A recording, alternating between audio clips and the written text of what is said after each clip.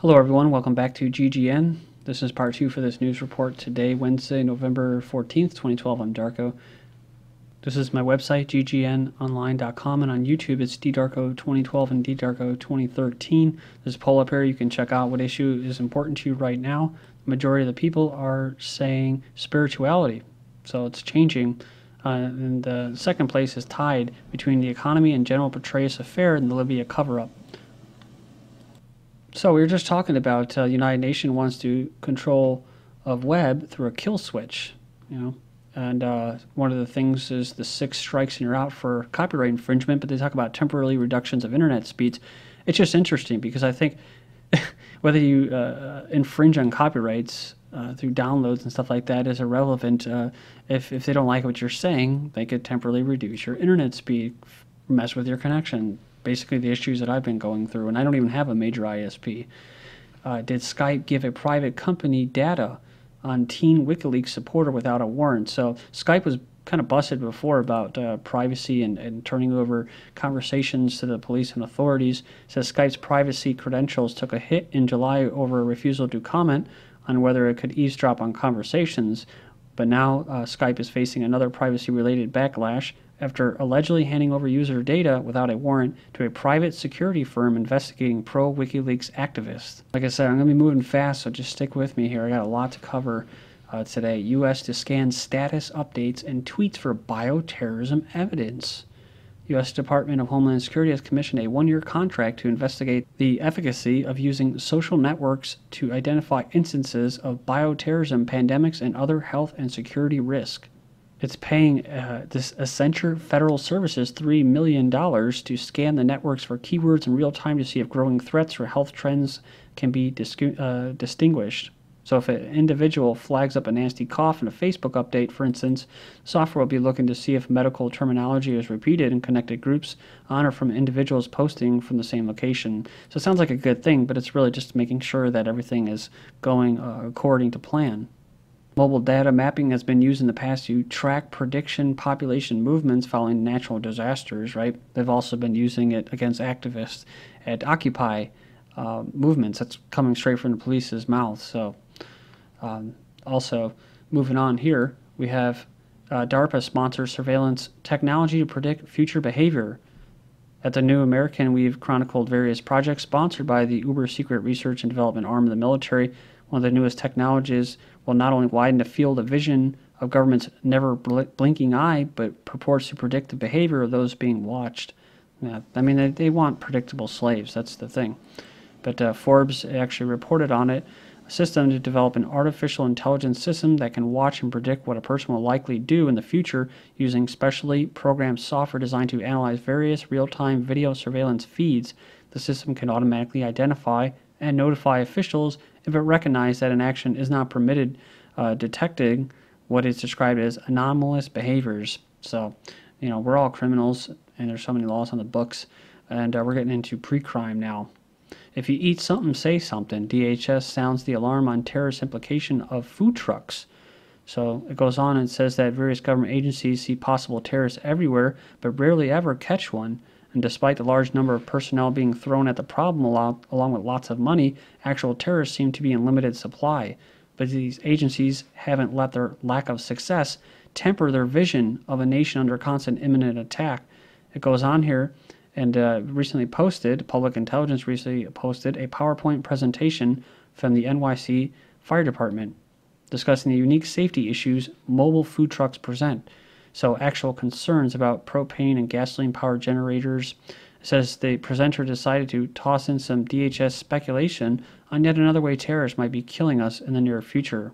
So it says instead of serving up a quick hot meal, these food trucks will be serving up death, and lots of it, under the heading terrorist implications. The FDNY lists the exact reasons we should be concerned, most of which begins with the word high. And it's interesting because I saw this article in Chicago too. I don't know why there's this big war on these little trucks, but it says a new lawsuit claims Chicago food truck ordinance violates Constitution. So it said that 3 food truck operators in Chi-Town have been listed as the plaintiffs in a lawsuit that challenges the city's food truck ordinance. The lawsuit was filed on behalf of 3 individuals, accusing the city of discriminatory practices and a newly approved ordinance limitations of food trucks. They say here that the ordinance states that food trucks must be parked at least 200 feet away from the brick and mortar locations. Those who violate this can be given a $2,000 fine. The argument protects the brick and mortar restaurants from competing with food trucks. They also want to require food trucks to install GPS devices on board so they can track whether a food truck parks within 200 feet of a restaurant. Then this article I found, it's like one of many. Michigan man dies at polls, comes back to life to vote. Now, I'm sure you remember this. He was that important that he would vote, that he came back alive, and he said, am I too late? Can I still vote? Wife runs husband over during political argument.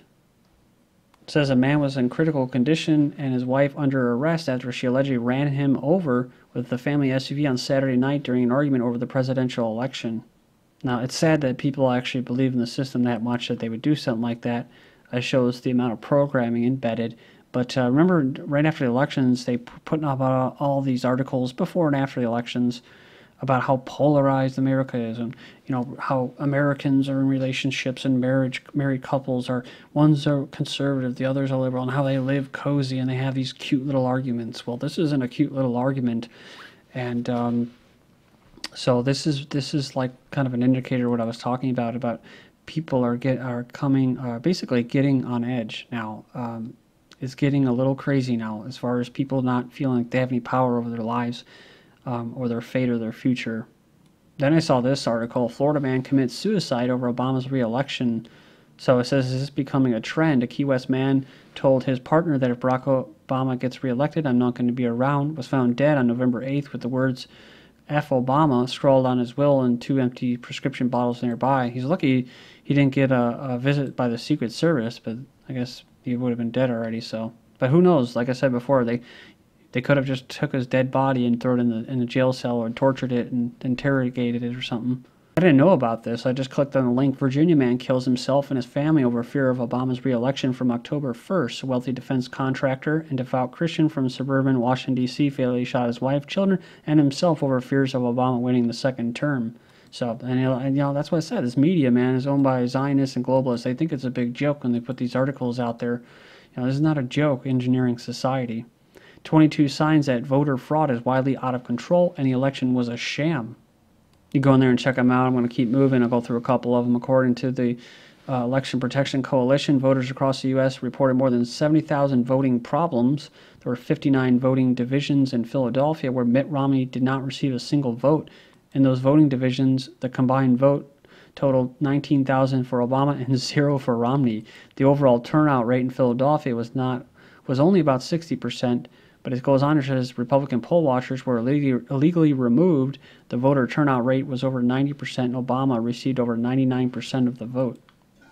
Romney won 55 out of 67 counties in the state of Pennsylvania and still managed to lose the entire state by a wide margin because of the absurd vote totals that Obama ran up in the urban areas. Obama received more than 98% of the vote in 10 of the 50 wards of the city of Chicago. And it says here, prior to the election, voters of Nevada, North Carolina, Texas, and Ohio all reported voting machines were switching their votes for Romney over to Obama. Not just Ohio, but in other places I read about that they would show up to the polls on Election Day, were surprised that they were informed that they had already voted. So after the elections, you haven't really seen Obama over in the Northeast at all. You think he'd at least do it for public relations purposes, but you haven't. And he's actually, this Saturday, he's going to be heading out to Asia, for the whole economic Asia pivot, as they're calling it. But he's going to be in Burma, in Myanmar, and he's going to totally disregard what's going on with the genocide against the Muslim minorities there. And meanwhile, in his own country is, it's getting pretty bad right now.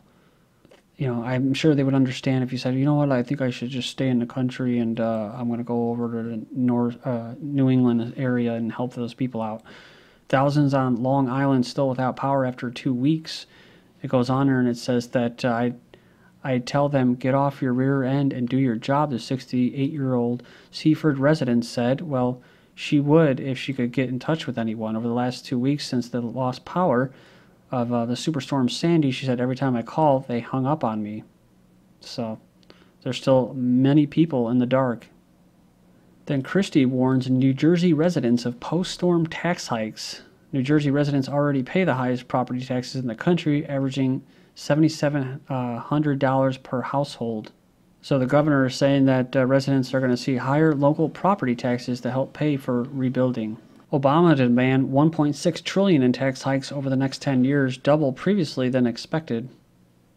Goes on and says, we know what a truly balanced approach to our fiscal challenges looks like, said Mr. Carney, using Democrats' language to mean spending cuts combined with tax increases. Foxconn sees new source of cheap labor, the United States. So, I said this a couple of years ago that eventually they'd come back manufacturing in the U.S. and basically they get basically the most desperate people ever, a generation of Americans to bend over backwards for them. And remember, Foxconn is the company where people are, they had to put up little nets on top of the building because people were jumping off, committing suicide over the conditions. The company is reportedly evaluating cities such as Detroit and Los Angeles. I think in Detroit, China has a big, they call it Little China or something like that. Louisiana voters choose gun rights. So they voted overwhelmingly for Proposition 2, an amendment to their state's constitution that solidifies the Second Amendment in the state of Louisiana. They're also the top, I think they were the third state that wanted to secede besides Texas. So state legislators in Rhode Island and Maine are announcing marijuana legalization bills tomorrow. They'll announce tomorrow to legalize recreational marijuana. Spokesperson for the policy project announced. It goes on here and it says that similar proposals will be submitted in at least 2 other states, Vermont and Massachusetts. Then Maine and Maryland approve gay marriage. Minnesota rejects the ban, and Washington State too close to call. So this is, of course, November 7th, but Maine and Maryland approve gay marriage. Then petitions call for states to succeed, leading petition from Texas. So it goes on here and it says the leading petition by far comes from Texas, which by midnight had reached 59,000 electronic signatures. Says the U.S. continues to suffer economic difficulties stemming from the federal government's neglect to reform domestic and foreign spending, reads the petition. It also goes on and it says that given that the state of Texas maintains a balanced budget and is the 15th largest economy in the world, it is practically feasible for Texans to withdraw from the Union, and to do so would protect its citizens' standard of living and resecure their rights and liberties in accordance with the original ideas and beliefs of our founding fathers, which are no longer being reflected by the federal government. The Obama regime, according to terms officially laid out by the White House, is required to respond to the petition in a timely fashion because it topped 25,000 signatures well in advance of the December 9th deadline. Newsweek covered GOP, you're old, you're white, your history. So I've been seeing a lot of these types of articles out there saying this is a huge triumph for liberals and the left. And in 2 more months, we won't have to worry about this. Failed leftist magazine Newsweek print edition will join other failed outdated periodicals in the trash heap of history, so good riddance. Call it the Obama Conquest, Lucky General or Master of the Game. Now we're segueing into American culture, and we'll really get into this in the next video, but I'll leave off with this article. Now EU seeks to ban the family. So Brussels takes aim at the famous 5. Books portraying traditional families could be barred. Books that reinforce traditional roles can contribute to gender stereotyping. A report says traditional stories can damage women's career opportunities. Reports authors say books which portray traditional images of mothers caring for their children or fathers going out to work could be barred from schools under proposals from Brussels. An EU report claims that gender stereotyping in schools influences the perception of the way boys and girls should behave and damages women's career opportunities in the future.